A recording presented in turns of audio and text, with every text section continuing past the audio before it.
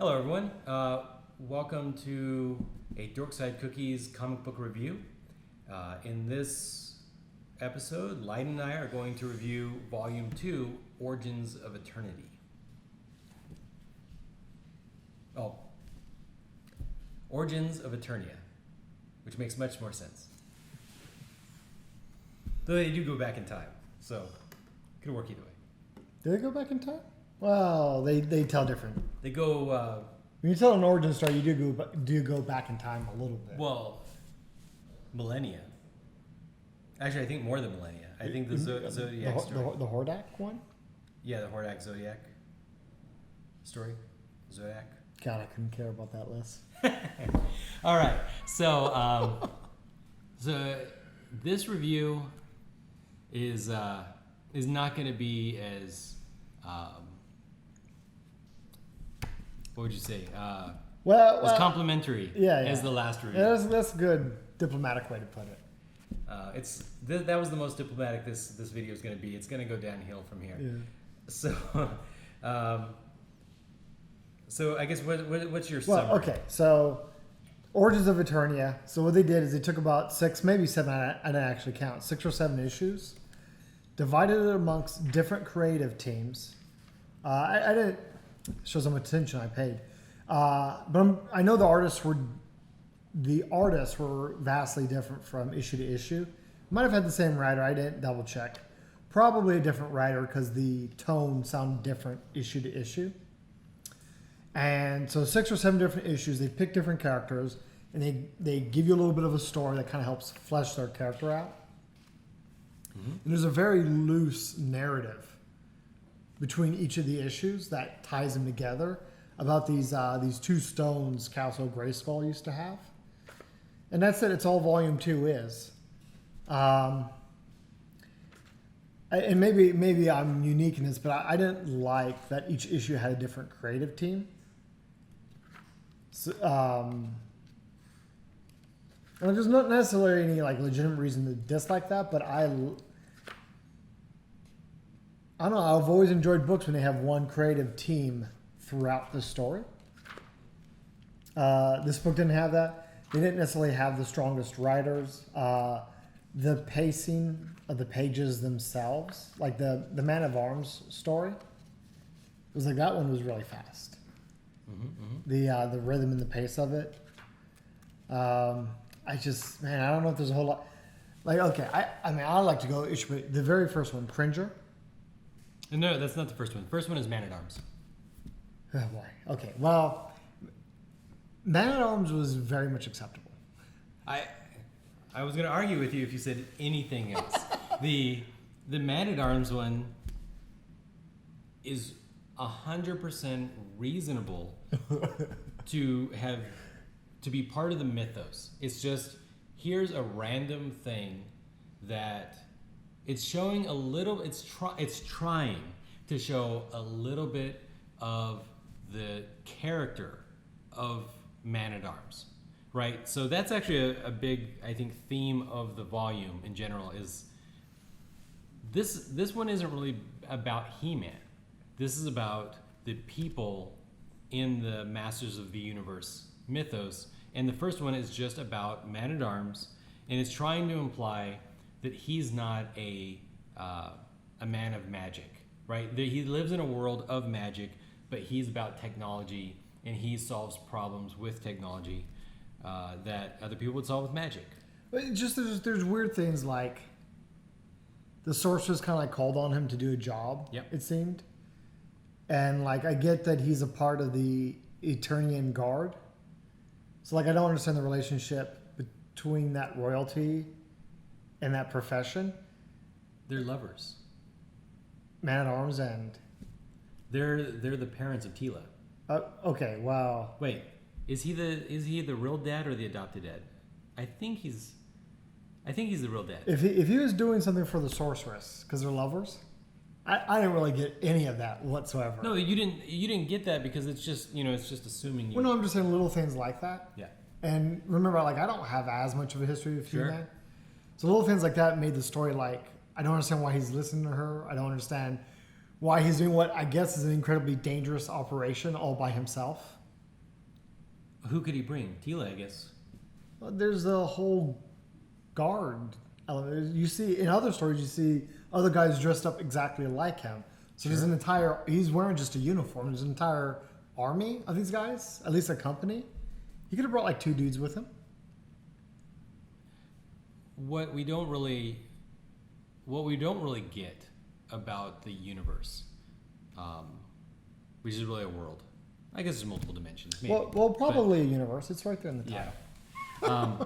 What we don't really get is he has the ability to make himself invisible in this comic. He's the Predator, yeah. He has the ability to do all kinds of like vehicle remote control kind of things. Could he do that for every person in his guard? Could he at least do it for 2 other people in his guard so he could go in a strike team of 3 people? I don't know.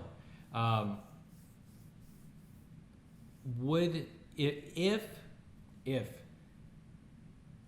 this crazy lady from the old castle, right from the townsfolk, the people of the country, they probably view her as like almost mythological. Like she is real, but she's apparently not like fixing individual problems. She's working on bigger problems. Yeah. And so she just kind of comes off as like she cares about all these things that are irrelevant because they don't affect the farming and stuff like that, right? So she's doing stuff, and if she asks Eternians to go recover a gem, would they want to put it in their museum? Would they be like, well, we don't think it's safe at Castle Grayskull, crazy lady. We think you should put it back in our museum, and we'll just act like it's fake. Just put it there. That's a story, by the way. So that is one of the stories. Well, no, I think she had said she lost them and didn't really know where they were. Why one of them was in an Eternian museum and she didn't know about it seems kind of goofy. Yeah. And it's like this was the Man at Arms again. The part is Man at Arms. It was like a 22-page book. And the panels that were specifically about the Man at Arms himself, Duncan, I think. Mm-hmm. Duncan, yeah. Like that was cool. But anything that started to touch on the bigger world was like, I just don't understand what's happening. Like the mages he was attacking to get the gem back. Yep. Like I don't know who they were. I don't know why I should care about them. So they're described as a tribe. They're described as a tribe who, like, there's like a time and space. So one of the tribes is, a master or have mastery over time, and the other one has mastery over space. But supposedly, because those 2 tribes don't work together, whatever, they can't control time and space. However, anything you visualize when I said tribe, get rid of it. Because in the He-Man Masters of the Universe, these people look like pretty civilized, advanced people. Yeah, I mean they got a whole compound and they got like nice. They don't look like a tribe, like you said. They look like they live there. They operate out of there. Yeah, and they don't talk in. I mean, yeah, they kind of talk like as if they're villains or something, but they have good quality robes. They seem to be the way they talk to Duncan. They actually talk as if they think he's a primitive. Like he's like he couldn't possibly understand the mysteries of what he's looking at. Yeah, yeah. Why did they use the word tribe? Is that part of the mythos that even I don't like know? Instead of saying there's this cult, maybe. If they had said a cult, it would have felt more natural, felt more right. A secret society. It could be a secret society of people who worship this gem that gives them control over time, and they're presumably doing bad stuff to the timeline or something. Who knows? I don't know. But yeah, the world building that they tried to do didn't feel right. And this was like it felt rushed. Like if this was a 6-issue miniseries with Duncan, like it would have been so much better. They would have had more time to focus on that one tribe, give you a little background on them, give you a little background on Duncan. They could have had half an issue about the sorceress and how the farmers think she's crazy. Like they could have had all these little things Yeah. as a 6-part miniseries. It could have been great. And there's a lot of seeds here with the Duncan story to make you think it's going to be great. But it's just one issue with one creative team that only had time to work on one issue. So it only went as far as it could. So the Duncan story was written by Kyle Higgins. But then it goes to Mike Costa for the next 2. Okay. And you can definitely, I think you can tell with the Cringer story and with the King of Eternia. What's his name? I forget his name. Did they say it in the book? Randor. Randor. I'm pretty sure it's Randor. Yeah. So anyway, He-Man's father. Somebody in the book is named Randor. Yeah. Skeletor is named Kandor. Yeah, I think it's Randor and Kandor. And who would ever name their kids and have their names rhyme? That's crazy. It's goofy.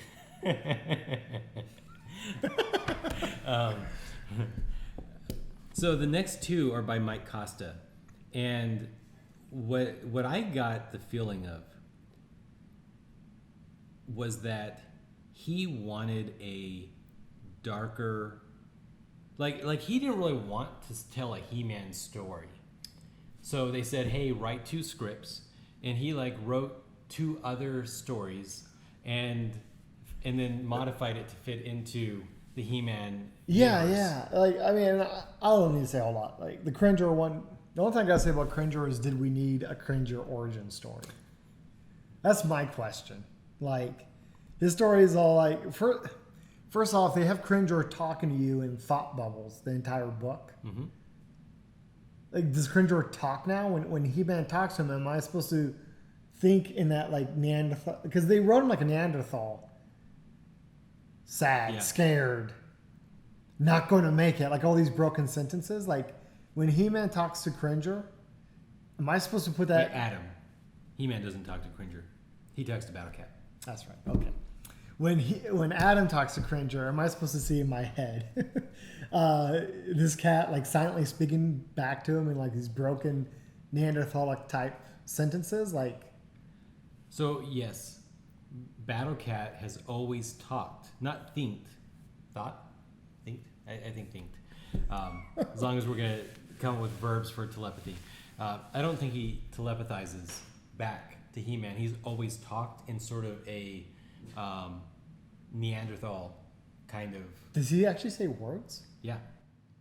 I thought he was he just growled and stuff.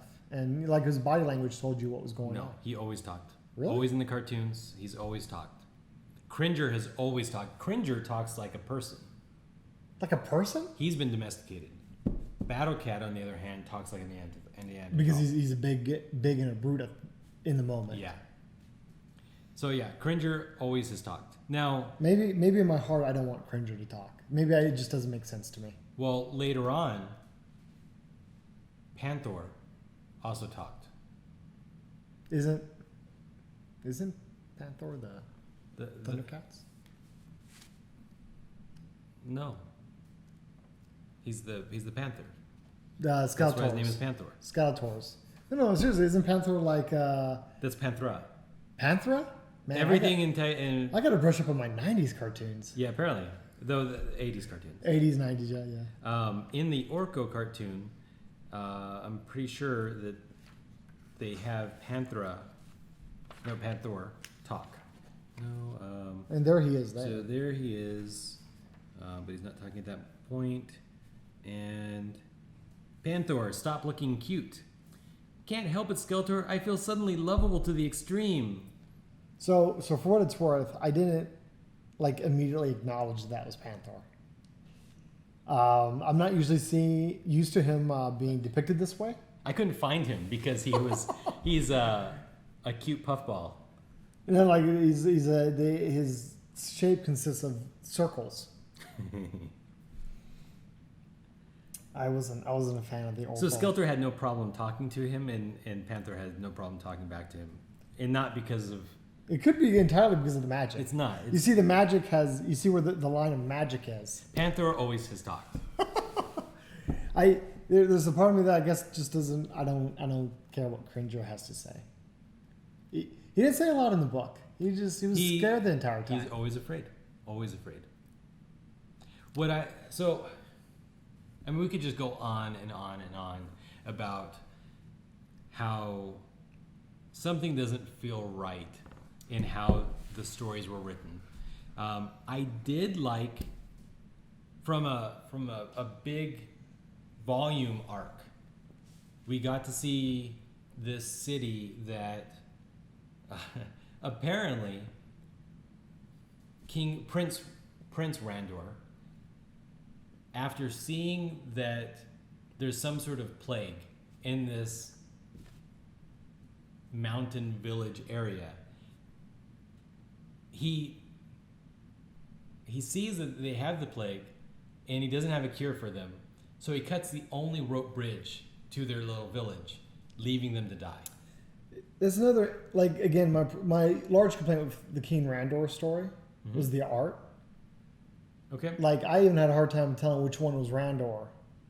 Because the pacing was so all over the place, the amount of time that happened in between of each panel, that it was easy to lose who. Then he was talking to Duncan, because I guess Duncan was there.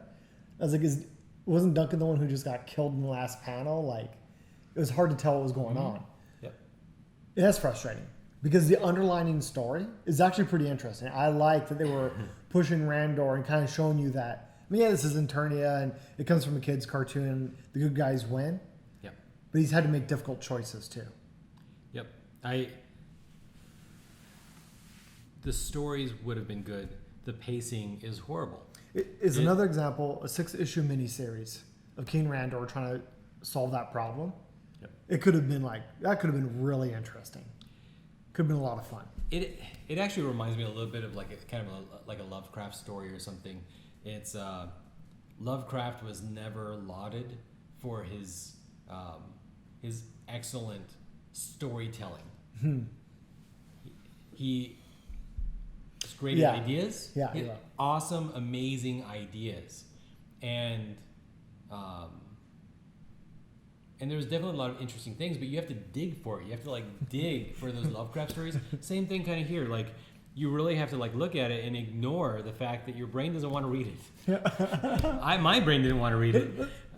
If you're okay, I'd want to leap to the one that I did enjoy. Okay. Skeletor. Okay. The Skeletor story was good. I liked what was written. I like when you make your villains sympathetic. Yep. You got a little bit of what it was like when he was a kid with Randor, and him trying to be a good guy, even saves his little brother. Yep. You got an impression of where the villainous seeds were sown because of the prejudice against him. Mm-hmm. You got some drama with an illicit birth because his was illicit. Yep. You got his true villainous trait, which is hubris. Because he got wrapped up in his own. Not only did he try to be a good guy, maybe if that was nurtured, could he have been a great king?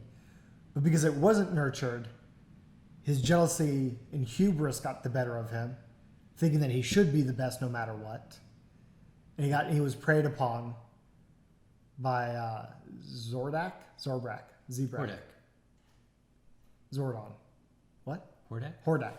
He was preyed upon by Hordak, and that was awesome. That was an awesome story. It was excellent, as is appropriate for the main nemesis. Yeah. To He-Man, right? Is put some thought into this. I don't know if they, number one, it's an old story. It's an old like this story of Skeletor being the brother of Randor. It's from the 80s. So when you have this solid core, you can spend more time on fleshing in the details, and it feels good when you do that. Another reason why this one was so good, though, was the artist. I liked what he was doing. He was bouncing kind of effectively through three different things. One was what happened in the past, a wounded Skeletor trying to get away from whatever wounded him. Mm-hmm. I was actually so impressed by the way the story was told that I didn't, rightfully so, I didn't care about what wounded him. I just know he had made some sort of attack, Yep. and he got wounded in it. And then him having delusions at the same time. Like, all three of those things were happening, and the artist was able to paint each panel in such a way that you could understand which frame of the story was happening. And I actually even started to feel like I was with Skeletor, hallucinating with him. Yeah, really. The artist did a great job on this one. Now, from a world building perspective, which is like, that's my thing. I love world building. I liked hearing the name of the blue race, the Gar. Yes, that was interesting. Trapjaw. I want to know more about. Yeah, I want to know it. Like obviously, Trapjaw is a Gar, and Skeletor is a Gar. I never really associated, because actually I think Trapjaw in the toys was green, but it makes more sense that they'd both be blue instead of introducing it like a bunch of different colors. I thought he was always. I mean, maybe the toy was different, but I thought Trapjaw was always blue, at least in the cartoons. We can definitely look it up. And verify, yeah. I'm fairly confident that he was green. At least in the book, he's blue. He's blue. Yeah. Which is I think a good choice, because you get this feeling that there is these other people. They live right next to the pink people, and they're kind of a lesser class. Maybe like if you refer back to Volume 1, maybe they're desert people mostly. Who knows? But it's not enough to tell you exactly what's going on, but it's enough to keep you interested. Yeah, and obviously you can do a lot of similarities to ethnicities here on our Earth, and I like that. I like that the world is more rounded and filled in for it, and the idea that Randor's father presumably fell in love with a Gar woman, and he's got this, but the Gar are drastically different than humans, much more different than just skin color. Like, they seem to be Bill, I thought I don't want to miss out on is, like, in the way that kept coming back in his story, the fact that he was Gar and that was the problem. And how Randor and their father, I forget the name of their father, the first king, how they tried to get him past that prejudice. Like, the king was saying, hey, Randor is going to be the next king. And Kandor was like, well, no, I'm the one who saved him. I'm the one who's strong. And the king was like, no, we can't do that because you're Gar. But Randor won't be able to do this without you. Like, he's not strong enough. And then even later when they meet, it comes up again. And Skeletor, now old and angry, he's all like, this all should have been mine. And it's only because I'm Gar they didn't let me have it. And Randor was like, yeah, but I can't do this. You're the one who's smart. You're the one who's strong. I can only be king if I have you. Now, here's sort of a problem. Why wasn't Randor in the Prince Randor? Why wasn't Kandor in the Prince Randor issue? And just not let... Randor at that time was grown up, earning his... But he was still a prince. I'm just saying, I'm making an assumption. Yeah. That Randor, I assume it's part of the training. Like, I think some kings, would have to go through the training appropriate of a knight to show that they have martial prowess. Randor was doing that in the Eternian Guard. What the Eternian Guard is, I don't know. Are they landowners? Is it a paramilitary? Is it military? Is it just the guard force for a castle? Sure. Don't know. Yeah. But he was just going through something that he was required to go through to develop skill, technique, and prove to the men he's presumably going to eventually lead that he's got some strength. By that point, Kandor had already become alienated and maybe had even run away at that point, is my assumption. Okay, that's probably fair. It would have just been nice to have some sort of reference that doesn't really mean anything at that point, but then later on you realize, like, where the intersection is. Yeah. However, there is some references from the start to the end, because the gemstones are falling through. It's brought back a few times. They definitely have some sort of meta writing team that gave them a couple major plot points and said, work this into your story, or even like the artist with the villages on the side of the mountain that Prince Randor The bridge he cut. Dooms. Yeah, he cuts the bridge. That's later on in a later story that village is referenced. It's not all bad, and there's some good. And actually, personally, if you liked stories like Batmite, if you liked who's Mixelplick, if you liked Spider Ham, if you liked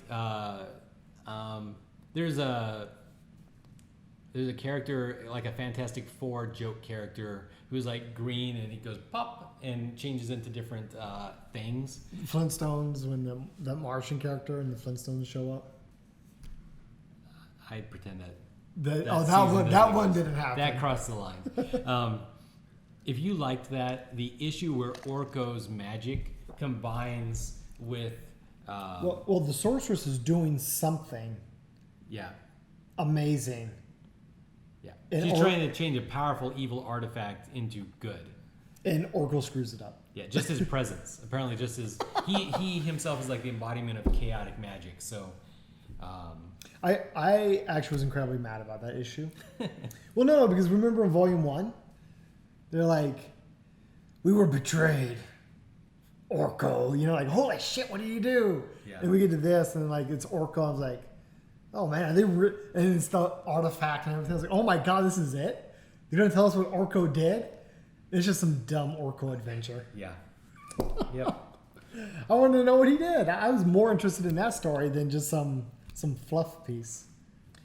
So, if you like all things He-Man, obviously you got to pick this up. There is some interesting things, not about He-Man. It's about basically everybody except He-Man.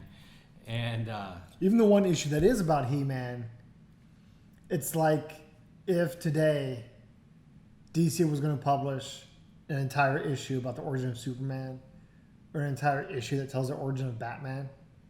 Like we don't need an entire issue explaining how He-Man got the sword. Yeah, I didn't even think it was that interesting. It wasn't like no. There was some like kind of like it reminded me of the Murderverse, to be honest. Like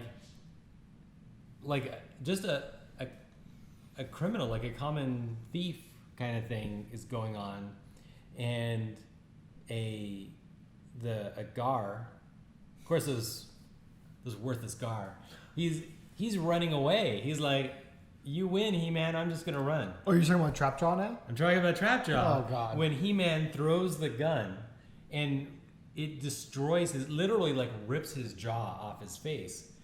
This is not your 80s He-Man. This is I couldn't. That was terrible. But I get why Trapjaw would hate him so much. Yeah, but like there was no build up to that. Like He-Man didn't know who that Gar was.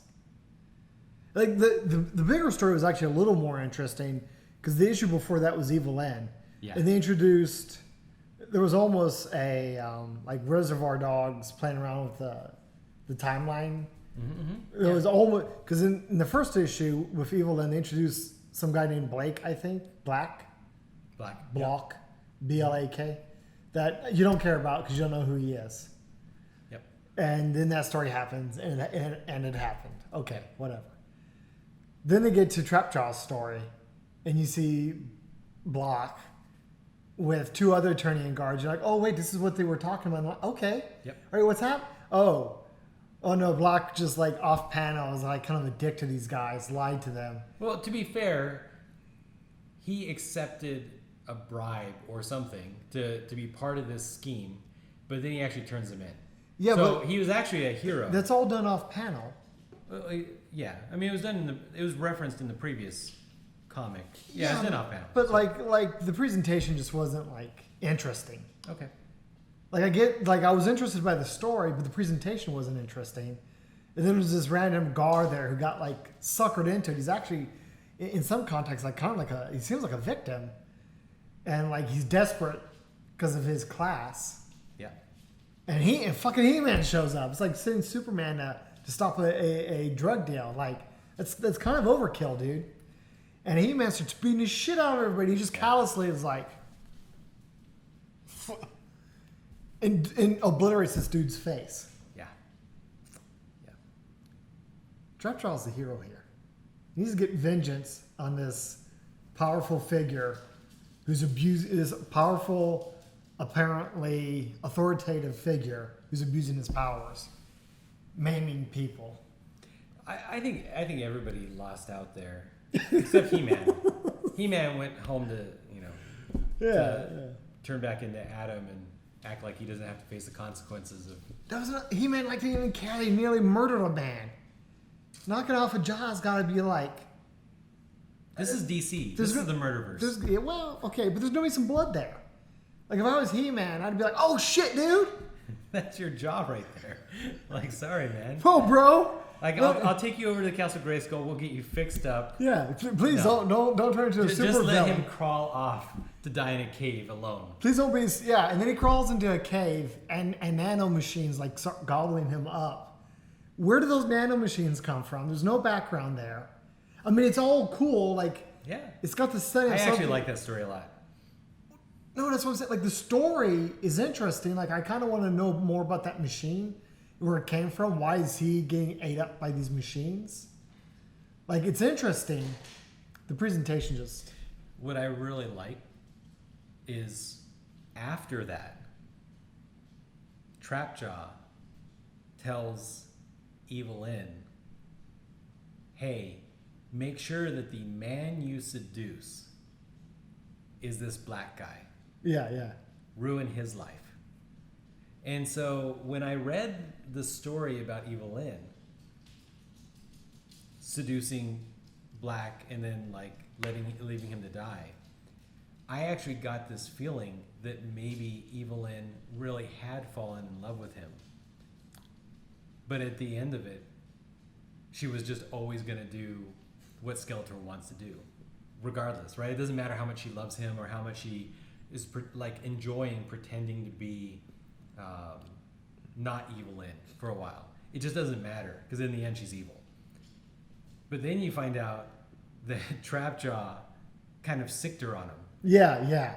It's just like that. He sicked her on him like, hey, you're a terrible, awful person. Go do those terrible, awful things to that person. That was interesting. And she could have loved him. She could have really been enjoying it at some point, right? Like if it was a longer story, you could kind of see her to have some hesitation maybe at like a key junction. But then she's like, yeah, but I'm evil. And she does it. But you don't get to see that hesitation, so you don't ever get to see like, is she a three-dimensional character or is she a two-dimensional just evil? That was the problem with Evelyn's story, is that the character wasn't like really that interesting because they didn't give her any depth. Well, and it just goes back to it.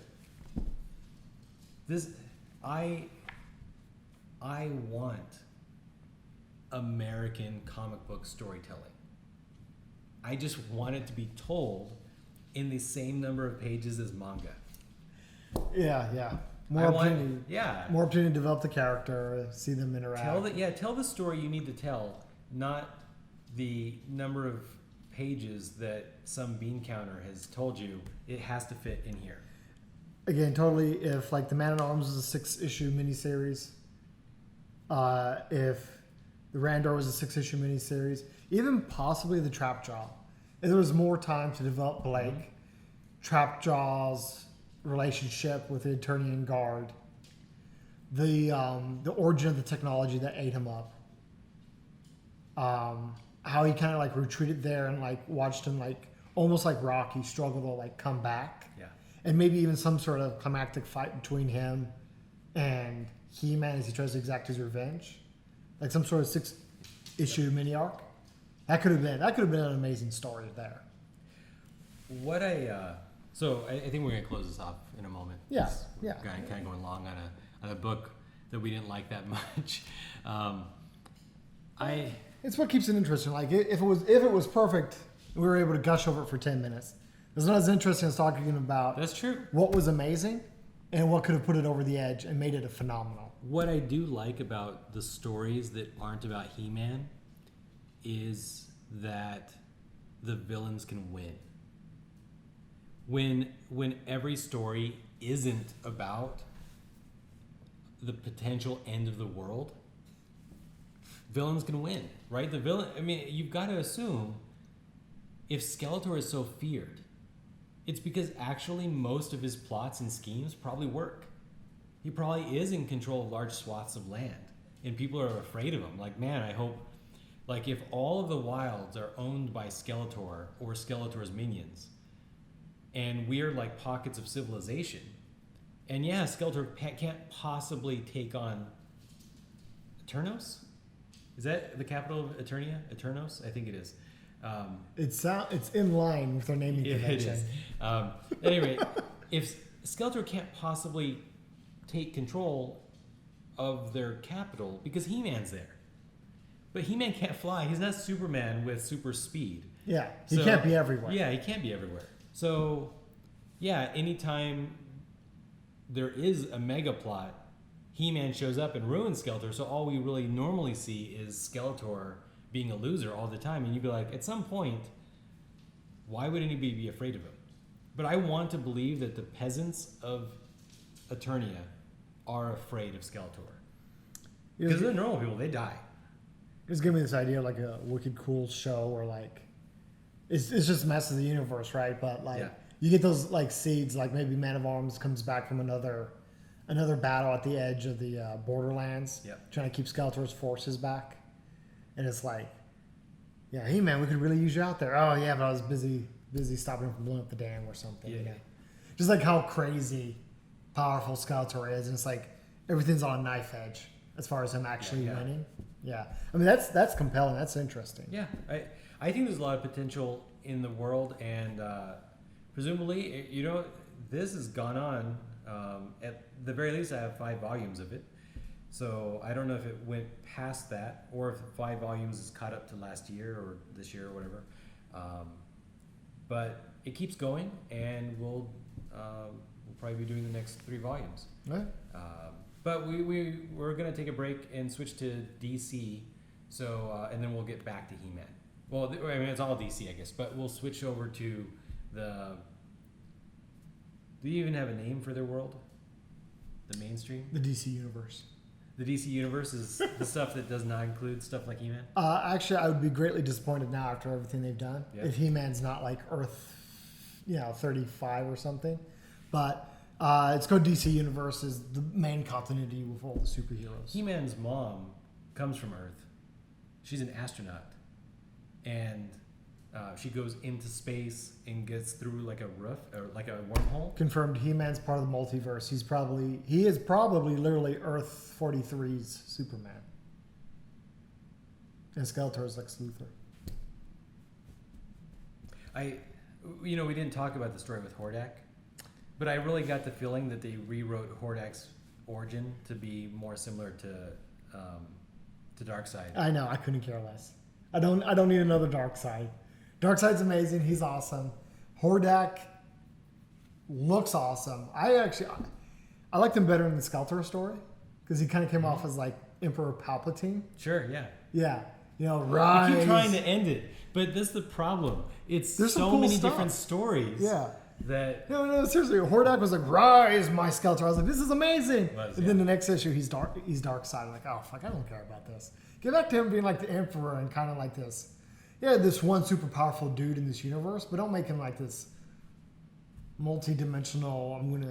But he always was. I'm gonna survive on your pain and suffering because I'm the devil. So he always had control of hundreds or thousands of worlds. Always did. Okay.